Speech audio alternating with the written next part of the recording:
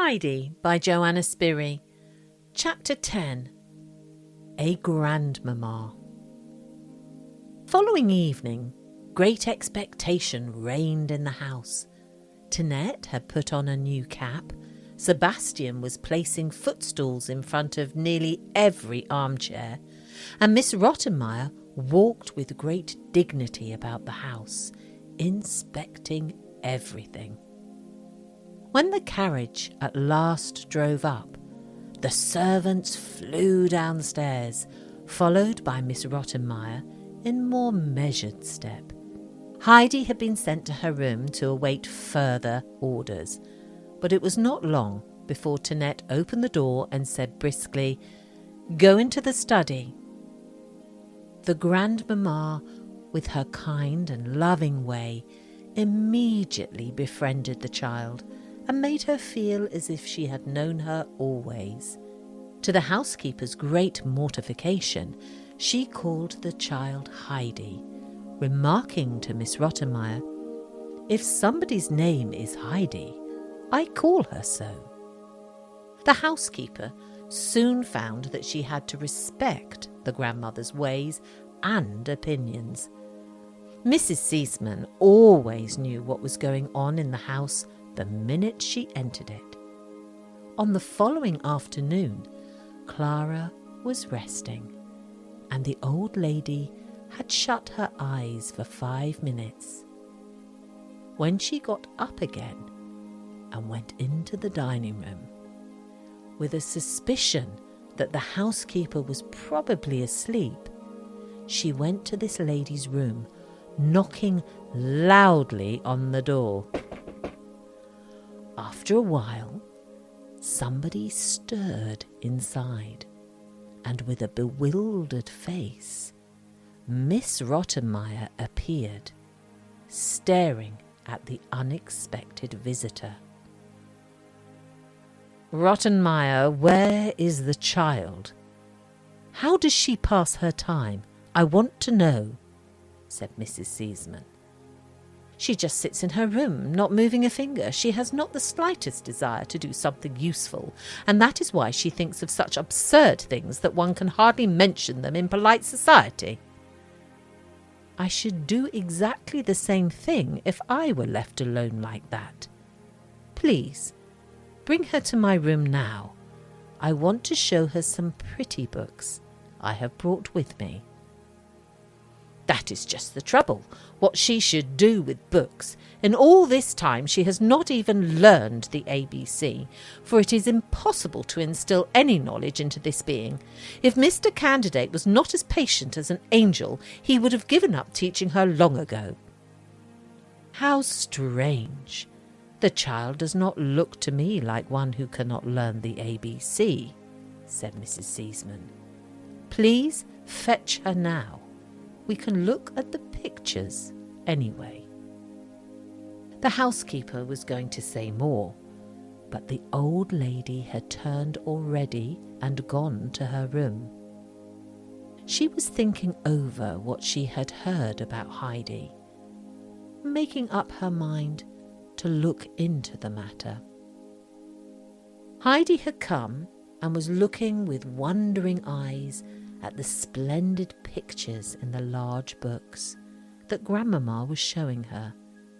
Suddenly she screamed aloud, for there on the picture she saw a peaceful flock grazing on a green pasture.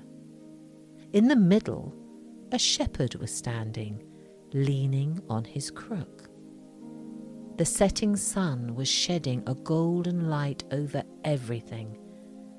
With glowing eyes, Heidi devoured the scene. But suddenly, she began to sob violently. The Grandmama took her little hand in hers and said in the most soothing voice, "Come, child, you must not cry. Did this remind you of something?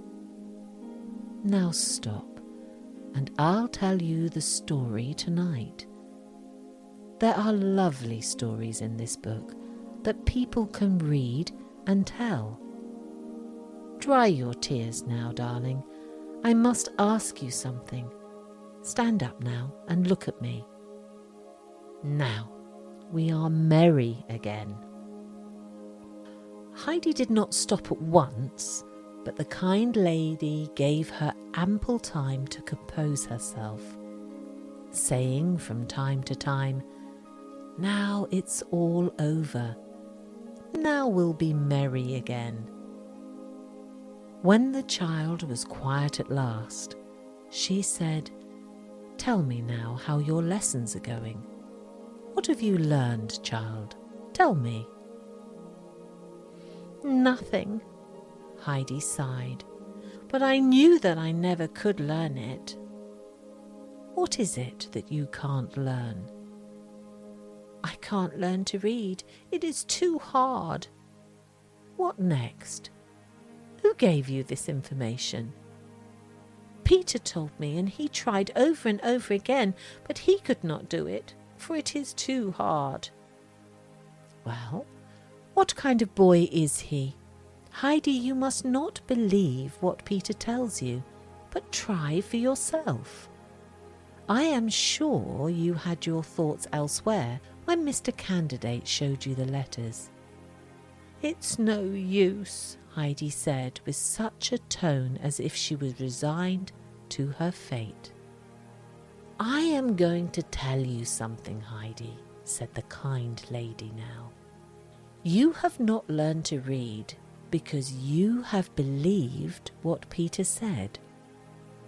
You shall believe me now, and I prophesy that you will learn it in a very short time, as a great many other children do that are like you and not like Peter.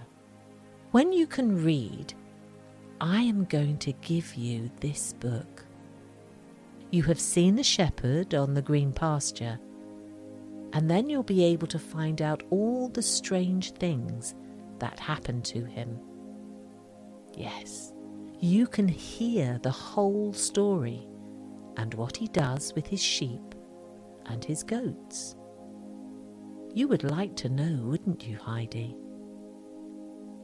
Heidi had listened attentively and said now with sparkling eyes, "If I could only read already!" "It won't be long, I can see that. Come now, and let us go to Clara."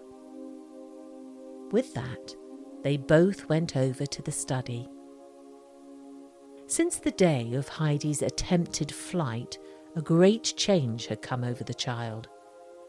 She had realized that it would hurt her kind friends if she tried to go home again.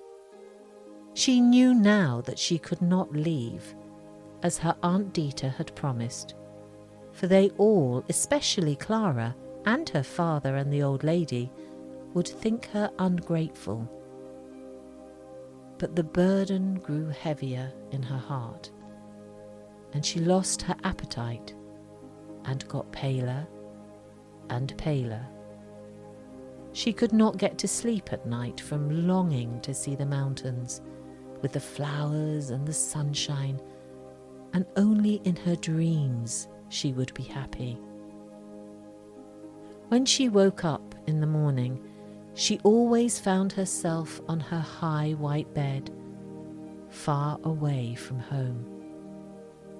Burying her head in her pillow, she would often weep a long, long time. Mrs. Seaman had noticed the child's unhappiness, but let a few days pass by, hoping for change. But the change never came, and often Heidi's eyes were red even in the early morning. So she called the child to her room one day and said, with great sympathy in her voice, "Tell me, Heidi, what is the matter with you? What is making you so sad?" But as Heidi did not want to appear thankless, she replied sadly, "I can't tell you." "No? Can't you tell Clara, perhaps?" "Oh, no, I can't tell anyone," Heidi said, looking so unhappy that the old lady's heart was filled with pity. "I tell you something, little girl," she continued. "If you have a sorrow that you cannot tell to anyone, you can go to our Father in heaven. You can tell him everything that troubles you.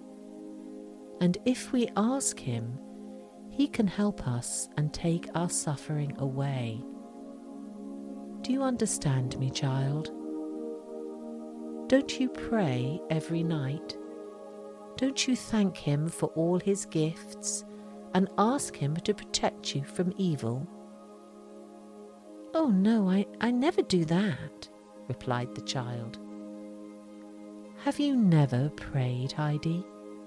Do you know what I mean?" "I only prayed with my first grandmother, but it is so long ago that I have forgotten." "See, Heidi, I understand now why you are so unhappy. We all need somebody to help us.